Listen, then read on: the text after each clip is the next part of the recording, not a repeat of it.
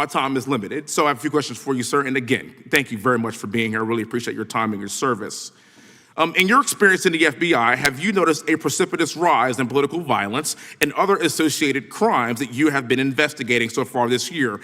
And if so, is this trend in motive left-wing or right-wing violence? I can always speak generally, sir. There is too much political violence, and it has been a precipitate rise on too many fronts.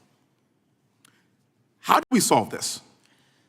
We solve this by giving the FBI more authorities to go into and work with the private sector. There are too many online platforms. There are too many social media platforms. There are too many gaming platforms. There are too many places for people from America and around the world to get together without their parents knowing anything about it, without their school teachers knowing anything about it, and infesting the minds of our children and infecting them with radical ideology, and that is the root cause of these problems, and we must tackle it. It is not a 1950s America anymore. In 2025, the cyberspace needs to be tackled.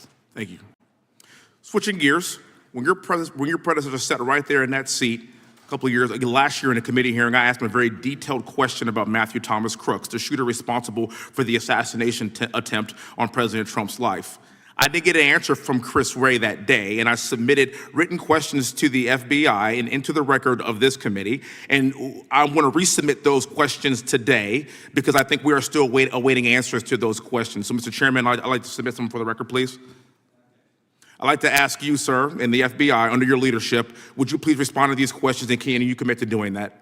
As soon as the trial's over. Thank you very much. I will end with this. Charlie Kirk is not dead because of what he said. Charlie Kirk is dead because people listened. He set up a tent that said, "Prove me wrong," and exercised his First Amendment right. That's all he did. And we will continue to do so in this country in order to preserve this constitutional republic. And with that, I yield back. Thank you. Gentleman yields back.